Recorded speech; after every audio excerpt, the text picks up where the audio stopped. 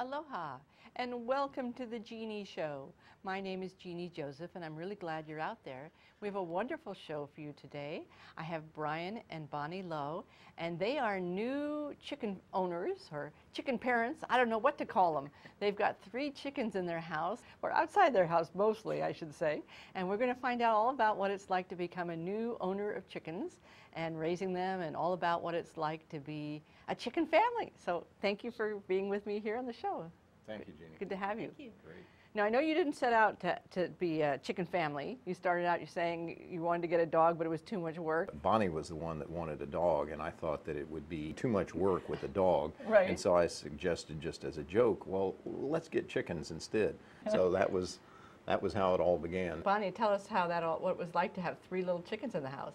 Oh, it was so cute. And so they were born right about New Year's Day, and we got them at 3 days old. We brought them home, had to get a little bunny cage, and kind of learned on the fly as far as what they needed, when, what they ate. Were they friendly at first? Were you able to hold them? Or? Oh, goodness, yes. As you can see in that photo right there, every night, many times throughout the day, we hold them, and they really do like to be held, and the more you hold them as babies, the more tame they're going to be as adults. So when did you start getting these eggs? Chickens normally at about age 5 to 6 months will start laying eggs. What's it like to eat fresh, delicious, organic eggs? Do they taste different? The best. The best. Yeah. Yes, there's nothing like a fresh egg, and our girls only eat their grain. No medications in that grain, and of course, about as organic as you can get. They have fresh spinach, and they love spinach. They love grapes, so all kinds of fresh vegetables and fruits, and they get a lot of love, and I think that makes a difference. They're happy. Yes. And Just delicious eggs. They're wonderful. Wonderful. That's great. In fact, so many though that we can't eat them all because each chicken lays 1 egg per day, and so sometimes that's, 2. Yeah, some occasionally 2. But that's 21 eggs a week, and for just Bonnie and I, that's 19 more than we can possibly eat. So we give them to neighbors and friends and coworkers. And a few standing orders. Right, I bet everybody loves you now. You have a lot of friends. You Oh yeah, yes. As they grew and grew through their different stages, Bryan kept building them different cages to support them. We just built another coop for them, so they've kind of transitioned into larger and larger areas, but they have a free range area where they go out and play. And so probably, well, needless to say, these are very spoiled chickens. Oh, yes, I mean, yes. There's probably no chicken anywhere that has the life that these girls have had. But they're our pets, and, so. Well, we have a picture here of you holding the chicken, so they let you hold them.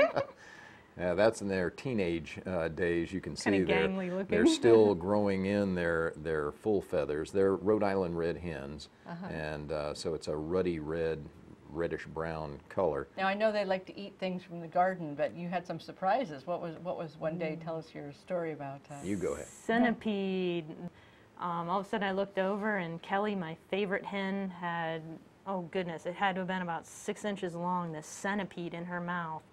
And I was, centipedes are quite frightening. Yes. And I was like, oh my gosh! And I picked her up, and I'm trying to shake it out of her beak. And Bryan came over, and he had some trimming shears, and so I was like, what do we do? I don't know. And so he cut it in half.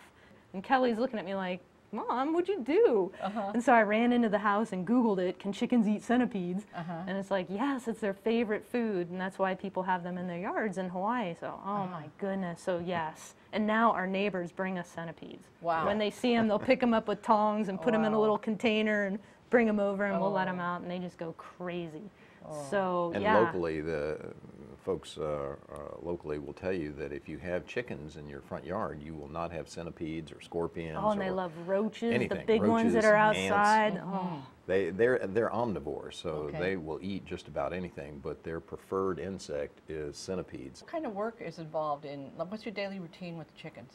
I know you guys are like, super parents and everything, but like, what's realistically, like if someone were to think about maybe raising chickens, what should they prepare themselves for? It's not as time consuming and as difficult as you might think. For the most part, you provide them grain and fresh water. And you can get these self-feeders for both water and grain. You have that for them all the time. But we probably go overboard with the feeding of them, and maybe that's why they're so spoiled. We've had such great eggs. Yeah, that's true. But we normally give them a breakfast meal and then a dinner meal, but well before dusk, because at dusk they go to bed, and they're not going to eat, they're not going to do anything other than go to bed.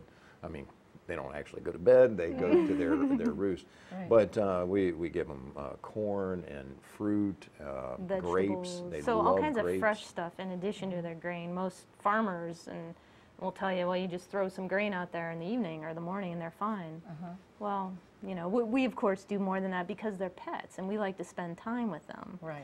And so we see them every day at least once, and especially on weekends all the time. What's it like to hold a chicken? It's very warm, right? Oh yes, their body temperature is 104. So that's another thing that you have to keep in mind when you're raising chickens, is that you think we live in Hawaii, it's tropical, it's warm all the time. Well, that's true. However, the winds, when the winds kick up, and especially when there's rain as well, it can get quite cold in the 60s maybe, and you have to make sure that they're sheltered from that draft. Would you recommend this to other people, maybe starting out, who don't know anything about raising chickens? Is this for beginners, or is this, what do you think? I think just about anybody can raise chickens as long as you understand what you're getting into at the time. It's not like, you know, just buying a little baby chick for your child at Easter and, you know, it's real cute for a few days and then the child loses interest. So if you're going to get into chicken raising and having the eggs and so forth, you have to understand that it's a commitment, just like with a dog or a cat or any kind of a pet. There are certain things that you have to do. There is some work involved. There is some expense, but not a tremendous amount. And you know, it's a sustainable food source. That's an important thing. Right. Now, obviously, with our chickens, they're pets. Right. We will never ever send them to market. Right. I mean, they will be with us until the day that God decides they're no longer going to be with us. But for some people, they raise chickens and you know, benefit from the eggs, and then decide later on, okay, well, now we'll do something else with them. But yeah, I think anybody could really have a lot of fun. I mean, it's interesting. Watching them grow and mature and all their different stages. And they each have their own personality. It's wonderful for children as well to understand where our food comes from. You know, you asked me earlier how it feels to hold them. Well, when you're holding them and you're petting them and you can feel them relax and they start to close their eyes and kind of sink into you, and they're so warm, and you know that they like to be pet, they like to be held, and you know, they're a sentient being, and they enjoy that touch. That human touch. Yes. Bonnie can sit there, and the chickens will, at least two of the three, one will jump into her lap, she starts petting it, and the chicken absolutely falls asleep. You can just watch him relaxing, watching her relax, and then the eyes close and head comes down, and they're sound asleep. And if you've ever watched chickens out on a farm, I mean, they're always moving, always watching, always, you know, ready to react. And so when you get a chicken to relax and feel that safety from you and security, that's a nice feeling. That is a nice feeling. Yeah. That is a nice feeling. Since the time that we got them at 3 days old, they establish a very strict, rigid pecking order. And each one of them knows who's the alpha chicken and who's the bravo and so forth. And so that's just the way that chickens live, and it doesn't matter whether you got 3 chickens or 300 chickens. If they're in together, they establish that order, and you don't go up against the other one unless you're ready to fight that one. And hopefully that doesn't happen too often. No, they don't. But if you have a rooster, the rooster takes care of that order, which of course we have no roosters. So I don't think our neighbors would like that too much. And that's fascinating how they all know that pecking order. Isn't it interesting how it's like they just kind of know it? Or, I mean, it's not like some big incident, right? They don't fight it out? Or No. Normally they don't, but if you have an existing flock of chickens, whether it's just a couple or a whole bunch, and you bring another chicken in, they will go through that establishment of the pecking order with this new chicken. Now, if the chicken's smart, that chicken will just allow himself or herself to integrate into the flock and not, you know, try to be the alpha chicken. Otherwise, she'll have to peck her way into, you know, that position of prominence. Wow. That's very interesting. Chicken politics. Yes. It's not so dissimilar to human social interactions. It's very interesting. I mean, has that like given you more insight into working with people? I know you both have a military There are some life. similarities, yes, now that I think about it. You're in a meeting, I think, what would Kelly do here? yeah. How would Kelly handle this How would situation? Kelly respond? Well, in respect to personality styles, sure, you're going to have your more directive types who are going to want to take charge, and then your followers, and you know, you need all different personality types to make an organization or a neighborhood or a community or anything run. So it's important to have all those different personality types. Yes, it's just in the real world, it's not quite as neat as the chickens in terms of deciding who's the alpha, right? Right. It gets a little messier in the human That's world. for sure. So It humans can. need to learn from chickens. This should be a Exactly. smooth process. You got Yeah. 30 seconds, agree. figure it out. To figure it out, no war.